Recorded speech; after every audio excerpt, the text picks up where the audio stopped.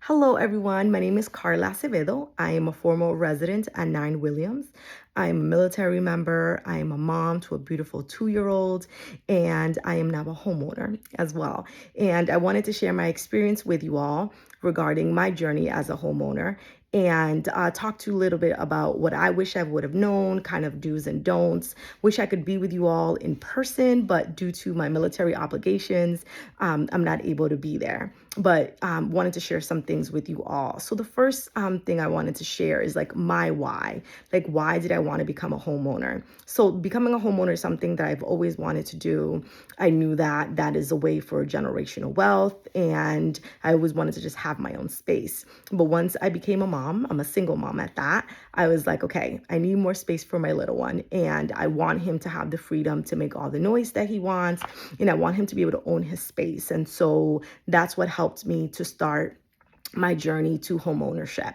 And as I started to think about that, fears came into my mind, right? The first one was, and I have my notes here, so don't mind me if I look away. The first one was, can I afford it?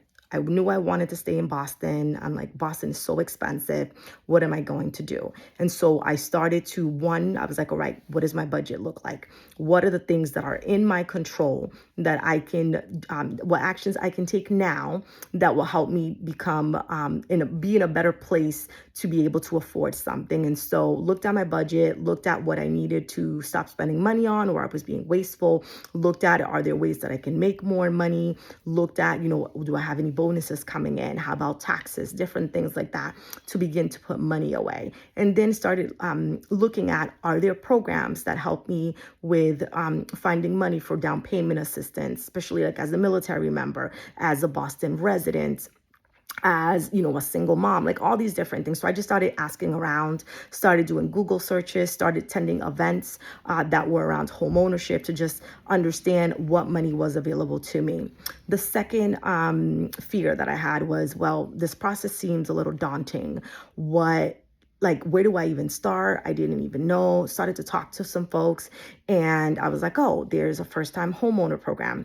Let me look into that. It was a 2-day program that I did through Maha. And that was really great because not only did it educate me on the process of home ownership, but it also connected me to lenders, to different folks that you will need, like in your team, like realtors, like all these different folks that you will need, lawyers. And also what I loved about it was that they gave you folks that the banks and different programs trusted, that they knew that they were going to help guide you through the process. And it wasn't that they were going to confuse you or allow you to kind of make the mistakes that a lot of people make throughout their home ownership. So I educated myself through this first time homeowner program and through looking at who was going to be a part of my team. So that was really helpful. So for like every fear that I've had, I'm like, okay, what is the solution? So for example, like the third fear that I had was, okay, let's suppose, I go through the whole entire process and now I have a home, and how about if I lose my job? And how about if I can't afford it? How about if something breaks, right? Because these are all the different things that now as a homeowner, I'm now dealing with. And I'm like, oh gosh, like I want to do my basement and like my sink right now is not working. And I'm like, okay, now I need to get someone to fix that. That's going to cost money. So what I'm starting to do now to kind of, counteract that fear was, okay, now I need 3 to 6 months of an emergency fund in case anything happens. Because as a homeowner, everything is on you. And so I encourage you guys that as you are starting this new process, if you have fears, which you will, don't allow that fear to dictate your actions. Make sure that you are being proactive about finding the information that you need, about making sure that if you don't know something, you're asking and you're not just allowing that fear to paralyze you. Because one of the things that surprised me through this process was how much of an emotional process it is. I mean, I had times where I was just like, I'm done. I don't want to look at another house. I don't want to go look at another condo. I'm done. Like this, like it was a lot. And I was surprised at how emotional it was. And so want to talk a little bit specifically about the Next Door program. So like I said, I had been a resident at 9 Williams for 3.5 years before I moved out. At about year and a half into living there, I learned about the Next Door program through someone who was running the program before Quay. And he, told me the requirements for the program. And I said, okay, once I'm ready, I'm going to keep this program in mind and I am going to apply. So I knew that I had to be a resident for about 3 years. I had to have good credit. I had to be able to put some money for down payment assistance for me to get the $100,000. And I prepared myself because I'm like, okay, when the time comes, I want to make sure that I have the necessary things that are required of me so that I can be competitive enough to be able to compete for that money. And so that was my mindset for that. And so I worked with Quay, and she was awesome throughout the whole entire process. With the Next Door program, I really liked it because aside from the $100,000, obviously, that you get, you're getting the education and the support that you need to be able to go through the whole process. Because again, you're going to have times where you just want to give up, where maybe the process is not as easy. You've seen a couple of places. You went to open houses, which I highly, highly encourage everyone to do. Go to as many open houses as you can, even if you're just like looking, kind of seeing, do I want a condo? Do I want a 1-family home? Do I want a 2-family? Kind of just see what's out there, both inside and outside of Boston, wherever it is that you want to buy, explore around. Because, you may go to one house and you may love it and you put down how much you're able to afford and you think you get it. And then it's like, oh, someone outbids you. Or, you really love the house and you picture yourself in it. And then you realize that it has all these issues. And so it's definitely like a up and down. So expect that it's an emotional process.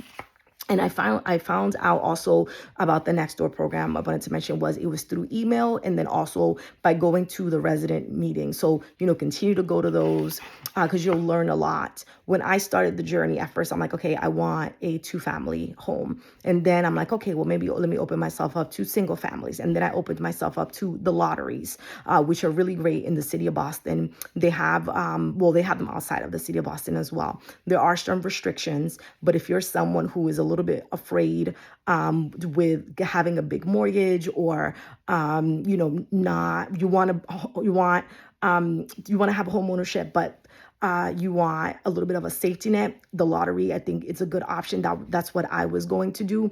The lotteries took a little bit longer because obviously it is a lottery. So I decided to go a different route, but they are a great option. So definitely explore them. The applications are pretty easy and straightforward. You just have to be mindful that they're communicating for the most part via email. So make sure that you are paying attention to those things. Some of the other programs that I looked into, aside from the lotteries, right? You have the Next Door program. I looked at the Stash program, which also gives you money through for closing costs. They also support you through the process. They connect you to different lenders. Another program that I looked at was through the city of Boston. They have down payment assistance as well. That's really helpful.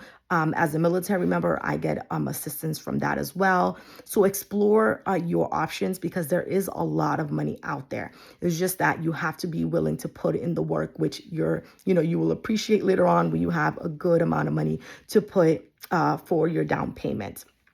So let's talk about some of the challenges that I've encountered. So one of them was getting my actual loan approved. Was a little bit of a challenge. I had 3 different banks that I had to go through, and my closing date got pushed back 4 different times because I had a previous home under my name that belonged to my mom, and it was like all this stuff, and it was just really, really difficult. But with the support of Quay and some other folks, I was just able to get through it. But like I said, there were times that I wanted to give up because, I was trying to be proactive while being a full-time mom, being a full-time military member with church obligations and so many different things. So build that support network around yourself because it's definitely helpful. A couple of other things, because I know this is almost hitting at 10 minutes. A couple of other things. So one of the things that I mentioned that surprised me was how emotional it was, this whole process. So just brace yourself for that. And it was emotional in a good way and emotional in a not so good way. So both things. The other thing was that the actual seller paid the $12,000 fee for my